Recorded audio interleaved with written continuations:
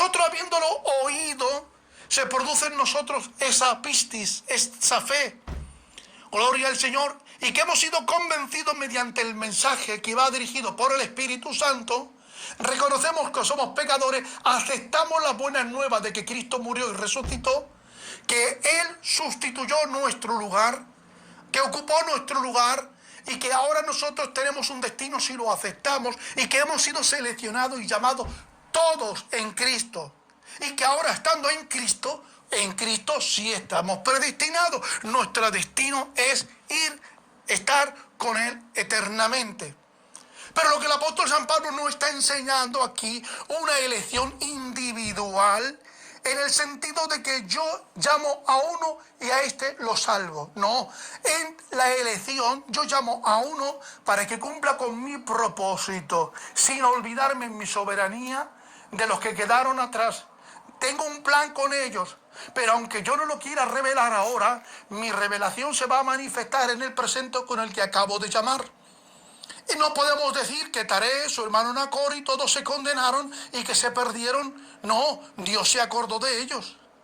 O es que no vemos, por ejemplo, que con el tiempo, cuando Abraham sale y ya es anciano y tiene un hijo, le dice a Eliezer, no permitas que mi hijo se case con una de las que no son practicantes de nuestra cultura, de que no sirven a mi Dios. Ve a una de mi gente, de mi cultura, y ves a buscarla. ¿Y a quién va a buscar? A Rebeca. ¿Quién era Rebeca? Sobrina de Abraham. Prima hermana ¿de quién? De Isaac. Gloria al Señor. Hija de Labán. Aleluya.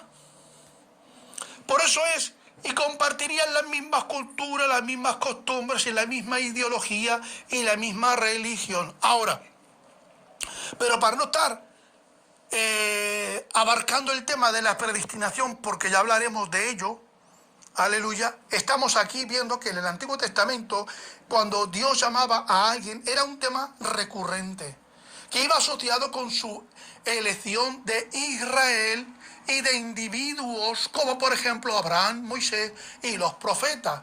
Pablo toma entonces este concepto y lo aplica a todos, y lo aplica a todos los creyentes en Cristo.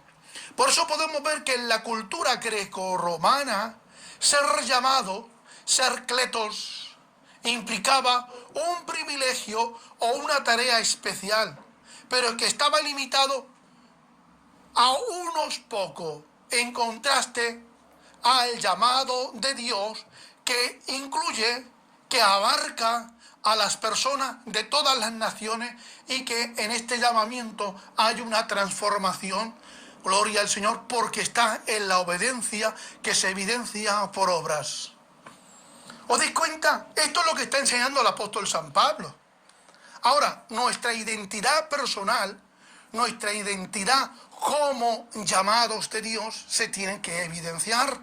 Vemos que los creyentes son recordados de su llamado divino, lo cual les da un propósito y también les da una dirección en esta vida.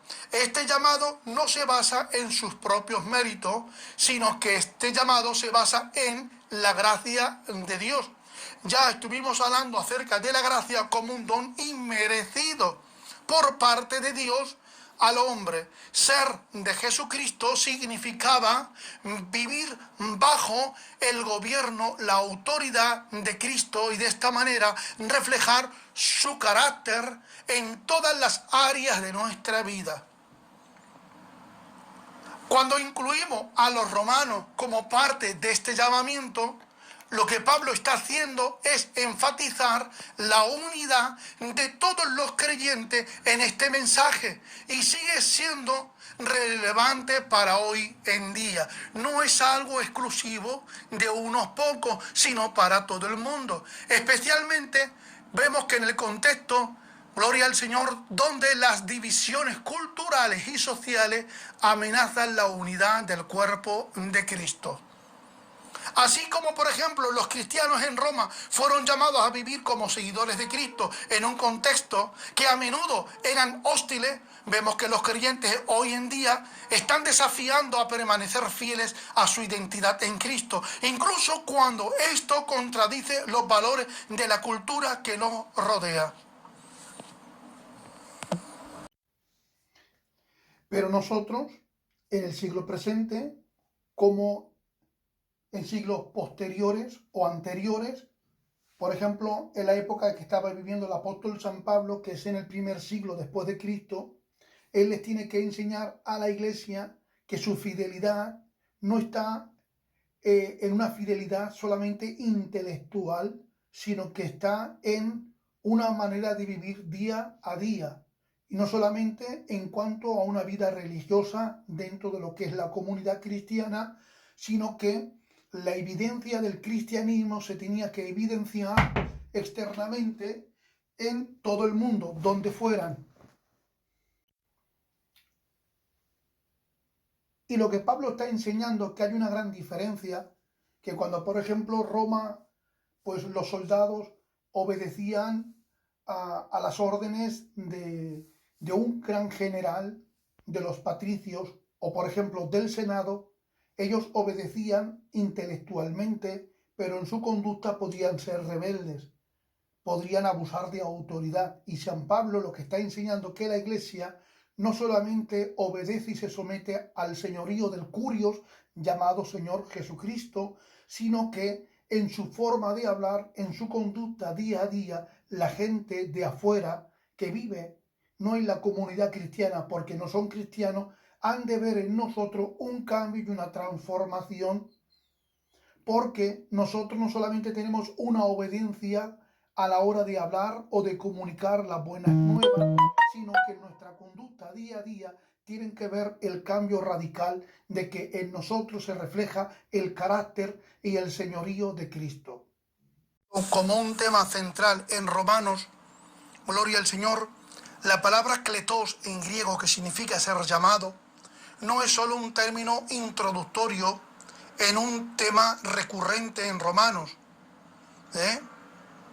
Es un tema bastante crucial e importante que tomar en serio, porque Pablo, cuando está hablando de kletos, de ser llamado, lo que está haciendo es ponerlo en alto. Es un concepto de que los creyentes no se acercan a Dios por su propia iniciativa. Hemos sido llamados.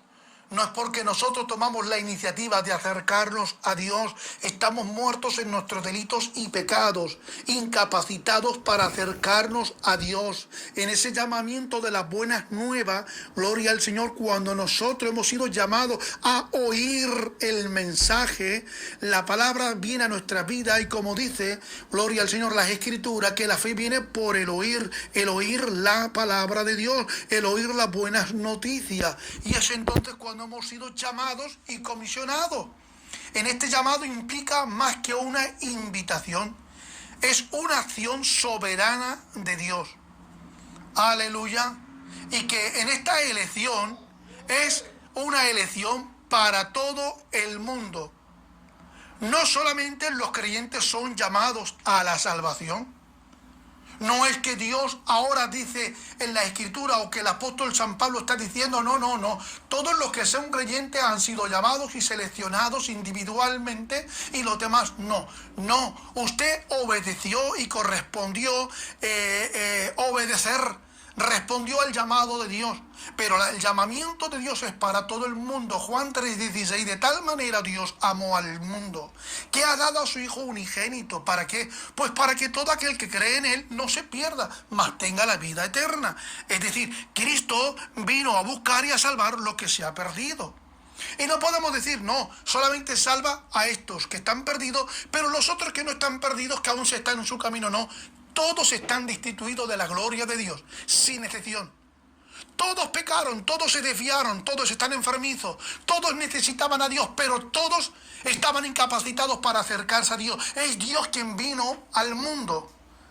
Gloria al Señor, en la persona del Verbo, el cual se humanizó, tomando la forma de hombre, naturaleza humana, y él vino a traer el mensaje del Padre, el mensaje de la salvación. Por eso Cristo dijo: yo soy el camino, la verdad y la vida. Ahora, ya entramos entonces, para no estar trayendo más implicaciones sobre el llamado de los gentiles,